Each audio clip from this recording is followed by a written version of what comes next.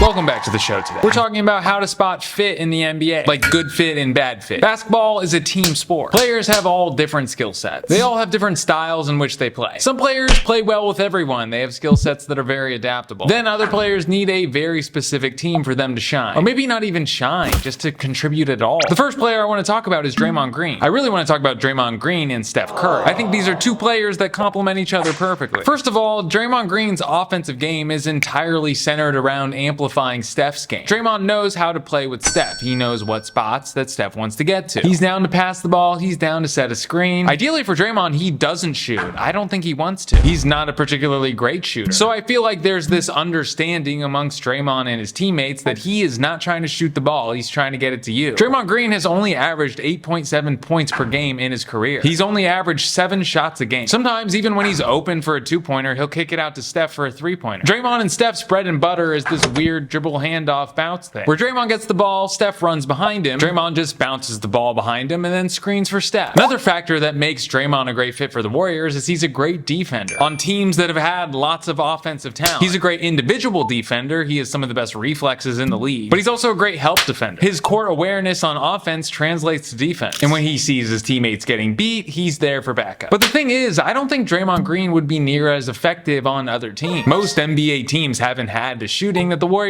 have had. What Draymond does on offense only works if he has teammates that are willing to move off the ball and can shoot really well. As a matter of fact, it would seem that Draymond doesn't like to be on the court when Steph's not on the court. So Rudy Gobert actually called out Draymond and said that he only gets ejected when Steph's not on the floor. And it's kind of true. A Reddit user by the name CMahomes03 discovered that Draymond has been ejected 1.9% of the games in his career. It's a lot, right? And Draymond was actually ejected 3 times more when Steph wasn't on the floor rather than when he was on the floor. And this makes sense to me because it's not like he's trying to get off the floor if Steph isn't on the floor. More than likely, the team probably isn't playing well and he's getting frustrated and getting fouls. Probably flagrant fouls. I think Draymond knows that he needs Steph. Steph, to a degree, knows that a lot of his success came from Draymond, and they acknowledge this. There's a reason that Draymond has been on the Warriors for so long. Despite kicking players in the testicles, strangling guys, stomping on their chests, most notably punching teammates. If Steph didn't need Draymond, he would have been traded by now. I think Steph is a bigger champion of Draymond than Draymond is of Steph. Think about it, even after the Jordan Poole punch, Draymond got his extension. Klay did not get his extension. So I'm obviously not a big fan of Draymond, but I do believe he's not talked about enough as being part of one of the best duos in the league over the last 10 years. Now, one of the biggest concerns about fit in the NBA is whether the team has enough players that can shoot. The way I see it, a team can have one player on the court at a time that can't shoot. When I say can't shoot, I mean make a basket from over 10 feet away, maybe. If you have 2 players on the floor that are limited to easy field goals and dunks, that's going to create real problems for your team. That's why when you see teams roll out 2 big man lineups, one of those big men can shoot. The Grizzlies were able to play Zach Edey and Steven Adams with Jaren Jackson Jr. That's how Rudy Gobert still has a job in the league. Karl Anthony Towns and Naz Reid were able to let Rudy hang out in the paint while they shot threes. Though sometimes the player that can't shoot isn't the big man. Sometimes it's a wing or a guard, and usually that wing or a guard is really good at defense. So you'll see these defensive specialists try to learn how to shoot a 3-pointer from somewhere on the floor. This is probably what you've heard of as a 3-and-D specialist. Lou Dort was a guy who came into the league with limited shooting ability. He was an incredible wing defender and point of attack defender. He was shooting less than 3 threes a game, and he was shooting under 30%. That's bad, but cut to last season, Lou Dort shot close to 6 threes a game, and he made over 40% of them. That's good. So let's talk about an NBA team that's had a missing piece for a long time. The Orlando Magic have a really good basketball team on their hands. They had the 2nd best defense in the league last year. Their 2 best players are wings who can switch on to any player. They're also really tall. They're 6'10". They've also got one of the best defenders in the league with Jalen Suggs. Not to mention Mo Wagner, Jonathan Isaac, all great defenders. But the problem is the Orlando Magic had no player that could shoot threes. Suggs is supposed to be their 3-and-D guy, but he shoots too many threes and not enough of them go in. Both Franz and Paolo are very dynamic players. They can pass, they can post up, they can get to the rim, but again, they're not confident 3-point shooters. So the Magic brought in Kentavious Caldwell-Pope last year, a player who was known as one of the best 3-and-D guys in the NBA. But once KCP got there, he just stopped making threes. A lot of people think it was because he stopped playing with Jokic, so he had less time to shoot. Jokic drew more coverage. Maybe that's it, I don't know, but he definitely didn't make as many threes last year. So the Magic ended up trading away KCP and 4 unprotected first-round picks for Desmond Bane, which is a lot, but it makes sense. Bane is an all-star level player, and his calling card is 3-pointers. And unlike KCP, Bane can get his own shot. He's not limited to catch and shoot shoot threes. So we'll see how it goes next year. One of the most memorable failed superstar combos for me is Westbrook and Harden on the Houston Rockets. Houston fans were excited about this. They were actually excited to get rid of CP3. They wanted a younger, faster, stronger guard. This was back in 2019. People thought CP3 was washed then. Not me though. Westbrook and Harden had both been MVPs. They'd been to the finals back in 2012. But both of these guys had developed very different games since their finals run. Westbrook was coming off the highest usage season of all time in Oklahoma City. Almost half the plays for the Oklahoma City Thunder ended with Westbrook. And Harden was not an off-the-bench shooting guard anymore. He was a point guard. He liked to dribble. He liked to be in isolation. And it was Harden's team, so the Rockets played that way. That didn't work for Russ. Russ liked to play downhill. He liked to get out in transition. Russ was sort of relegated to being an outside shooter, but he'd never been a great three-point shooter in his career, and he still wasn't in Houston. So often, Russ would clear out to the wing, and then Harden would drive. Russ's man would help on Harden and leave Westbrook open. So they embraced the small ball lineup, and they traded away their center, Clint Capella, bringing in Robert Covington, a guy that can shoot. And this worked for a while. Russ averaged 30 points a game for 2 months. But once they got to the second round against the Lakers in the playoffs, the lack of spacing and the lack of size became a problem. At the end of the season, the Rockets traded away Russ. So while Russ may have actually been better than Chris Paul at the time, Chris Paul was more compatible playing with Harden. He wasn't the most compatible player to play with Harden, but he was better than Russ. So a couple weeks ago, I talked about Giannis and Dame not really being compatible together because they didn't run enough pick and rolls while they were on the floor together. The current trend in the NBA is running a pick and roll to initiate your offense. So I think teams want a guard who's quick and good at passing in the pocket. So say what you will about Trae Young, when it comes to initiating an offense in the NBA, he's probably the best. He's the best in my opinion. I think he's better than Steph. And you know I love Steph. Trae Young runs more pick and rolls than any other player in the league. As a matter of fact, half the plays he runs are pick and rolls. He scores more than any other player in the pick and roll. In the past, he's had guys like Onyeka Okongwu and Clint Capella as partners. They've been great. They've been huge beneficiaries of Trae Young's passing because Trae Young knows the perfect time to throw a lob in the pocket. So I think Kristaps Porzingis and Trae Young are going to be really good together next year. Kristaps is made to be the roll man. He's strong, he's nimble, he's got great hands, and he's really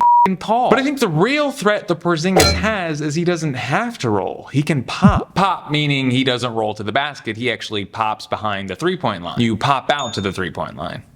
I don't know why they call it the pick-up pop. So Trae Young now has the perfect companion on offense. So I think this is a make or break year for Trae. If he wants another max contract from the Hawks, he's going to have to make use of Kristaps Porzingis. Now, something I noticed about the Oklahoma City Thunder while I was watching them play the Hornets in the preseason is that their basketball is very homogenized in a way, because when they were playing the Hornets were playing their best players. LaMelo Ball was out there, Brandon Miller was out there, Miles Bridges, but OKC didn't start any of their star players. And what I found interesting is that the Hornets did look good. LaMelo was doing his thing. He looked like the best player on the floor. Brandon Miller was having a terrible shooting night, but he still looked better than anyone else on Oklahoma City. But the observation I made was the Hornets were playing pickup basketball. They were just getting some run in. Their offense wasn't organized. Their defense wasn't organized either. And that's fine. It's the preseason. Charles Lee might have just wanted to see what his players looked like. But the Oklahoma City Thunder were running plays. They were on a mission. They were executing things. It was coordinated. Every player knew where they were supposed to be. And it was the same thing on defense. They were calling things out and they were switching. It made me realize that Oklahoma City plays the opposite way that the Hornets play. The Oklahoma City Thunder play in a system, whether it's Shai Gilgeous-Alexander or the last guy off the bench. You have to know the system and you have to follow the plan. I imagine it kind of takes the pressure off these individual players because they're less concerned about playing a good game. They just have to do what they're supposed to do and leave the rest of the basketball guys. So this is always why I say Oklahoma City isn't good at drafting, they're good at developing. Whatever player they draft is going to succeed because Dagnall is going to fit them into the system. All right, thank you for being here.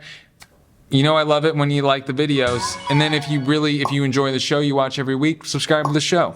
Do it for yourself. There's a Patreon. It's $2 a month. You get a weekly podcast. It's a pretty good deal. I love you.